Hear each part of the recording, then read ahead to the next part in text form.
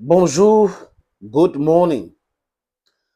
L'ingérence française en Afrique, les Africains disent clairement non.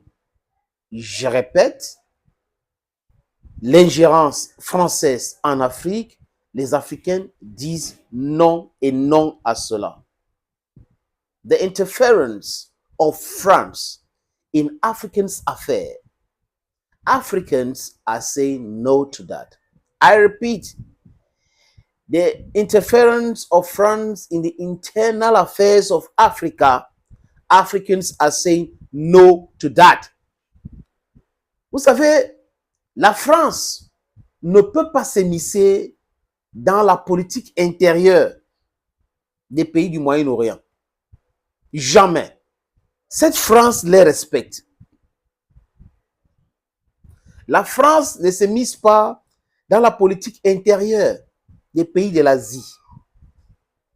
Cette France respecte leur politique, dialogue avec ce peuple-là. Mais voilà cette même France, donneur de leçons, les gens qui parlent de droits de l'homme à longueur de journée, qui est en train de pratiquer le 2 poids 2 mesures. Pourquoi? Parce qu'avec ce grand réseau de la diplomatie, la France a su imposer ou mettre sur le canapé présidentiel dans beaucoup de pays africains des vassaux. Et ces vassaux-là roulent pour la France. Mais seulement aujourd'hui, c'est créade. Nous sommes au 21e siècle. Et le peuple africain voit ce qui se passe. We are seeing all what France is doing. We see what all these commercial agents called head of states in Africa are doing. They connive with France to destroy our economies. Take the case of Cameroon. France is part of the International Monetary Fund. France is part of the World Bank. The America or the United States is part of the World Bank. Now, these structures are manned and managed by these countries I just called. And these countries are imposing economic strategies, destructive economic strategies to maintain us under subdevelopment. Or put it that way, underdeveloped. And you have people who pretend to have gone to school, who pretend to be intelligent, who are practicing exactly what these international bodies managed by France and the United States of America are doing to us. Ce n'est pas uniquement ça même, les amis. La France, de façon directe, avec les propos tendancieux, infantilisants vis-à-vis des peuples africains, c'est mise même. S'ingère. Macron fait des discours. Nous allons parler avec telle personne. Nous allons vraiment telle personne. Ce n'est pas possible. On ne peut pas accepter cela. Depuis la boule où François Mitterrand avait réuni les chefs d'État africains, les parler comme des bébés. Mais il devrait réfléchir que non. Nous avons nos façons, notre moyen ou des façons de faire des choses. Implémentons les façons africaines pour gérer les problèmes africains. Mais ils sont entre la façon occidentale et africaine. Et là, ça donne quelque chose de très, très, très dangereux, les amis. La diplomatie française, les médias français pensent que l'Afrique, c'est leur terrain, ça les appartient. Jusqu'à ils arrivent au point où même dans leur assemblée nationale, ils disent la perte du Sahel va être préjudiciable pour nous. Donc, vous perdez quelque chose qui ne vous appartient pas. Le Sahel appartient aux Sahéliens et la France perd le Sahel et ça devient un problème. Mais le français est là, la russe est là. Quand les diplomates français parlent comme ça, quand les politiciens français parlent comme ça, et ils pensent que le peuple africain ne comprend pas ce message, si nous arrêtons d'imprimer le franc CFA, si on arrête de contrôler cette monnaie-là, nous allons devenir pauvres. Et vous avez quand même des Africains qui trouvent à expliquer que c'est bien de rester dans ce non-sens. Ou des Français disent eux-mêmes que si ça s'arrête, ça va leur être préjudiciable. Somebody like Alassane Dramane Ouattara should wake up. Patrice Talon, can you hear them talk? Or you don't, your eardrums have a problem? Macky Sall, can you hear them talk? Or you have a problem with your eardrums? Paul Biya, can you hear them talk? Sassou Nguesso, can you hear them talk? Or you have a problem with understanding of these things? Africa is supposed to be free. People fought for the independence, political independence of Africa. They never have the expertise, economic expertise, and they were fooled to enter into something by De Gaulle, who is one of the greatest danger Africa has ever encountered in our history, in modern history. Now we are suffering. But instead of elevating the poverty that has been enforced on us, what you do is you understand it, and then ils sont en train de perpétuer la souffrance que la France a voulu et que l'Occident collectif a voulu pour le peuple africain. Et cette ingérence, j'ai dit encore, la France doit arrêter. La France doit arrêter cette ingérence. Pourquoi les bases militaires françaises au Tchad? Pourquoi une base militaire française au Sénégal?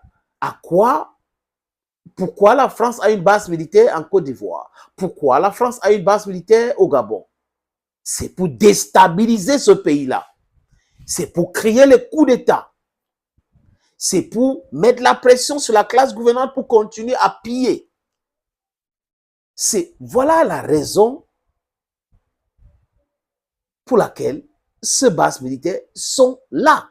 Ce n'est pas pour la protection, ce n'est pas pour la sécurité. Je répète, la France, les Américains n'imposent rien au pays du Moyen-Orient, au pays de l'Asie du Sud. Jamais. Mais c'est en Afrique, c'est un terrain de jeu, on peut jouer avec, on peut dire montez, descendez, ce n'est pas ceci, et tout le monde accepte cela, les amis. Tout le monde. Mais la jeune génération aujourd'hui dit quoi, les amis? Niet, we say nada. We say no to that. We say no to the interference. We don't want it to be like that. Go to France. Go do that in France. You have a moribund economy. You are not that talented more than Africans. What you do is you practice thievery, you practice slave trade, you practice colonization, and that is why you are where you are today. If you want to speak from a concrete point of view, you discover that these people are very feeble. Civilization started in Africa. And Africa, when we talk Africa, we're talking about black. Civilization started in Egypt. And it's black. Black, me like this. So we shouldn't be suffering from this complex of inferiority. We are equals. And on certain domains, we are more intelligent. So we should stop this complex and gear towards our liberation. Il y a un ancien diplomate français qui avait été interrogé et il parle dans ce thème de l'ingérence française en Afrique. Les amis, on regarde. Avec moi, ce sera fini la France-Afrique. Non, par exemple, un élément de la France-Afrique qui est quand même indéniable, ce sont nos bases militaires. Nos amis britanniques ont un empire colonial 2 ou 3 fois plus important que le nôtre en Afrique, n'ont pas de base militaire. Pourquoi avons-nous des bases militaires en Afrique? Ce n'est pas pour défendre l'Afrique, c'est donc pour intervenir dans les affaires africaines. Le Mali, il fallait intervenir face à cette poussée djihadiste vers Bamako, mais pourquoi sommes-nous restés? Parce que vous savez, une armée qui libère, au bout de 6 mois, 2 ans, elle devient une armée d'occupation. Deuxième élément, et là je vais peut-être choquer les spectateurs, mais si le Mali devient une république islamique, en quoi est-ce un problème pour la France? Vraiment, ce sont aux Maliens de décider de leur sort. Vous savez, il n'y a pas eu un attentat. S'ils en décident de manière démocratique, ce qui n'est pas forcément... Alors, nous ne sommes pas le Zorro des relations internationales. Nous n'allons pas débarquer en disant nous voulons vérifier que vos institutions sont démocratiques, parce que nous ne le faisons pas en Arabie Saoudite. Donc je vois pas pourquoi on le ferait ailleurs. You got it from his mouth? Est-ce que lui là, il est africain? C'est un Européen. Ancien ambassadeur de la France, qui parle de nos choses et qui parle à son pays. Parce que quoi? Nous, la jeunesse africaine d'aujourd'hui est en train de faire un travail et c'est en train de porter ses fruits. C'est un travail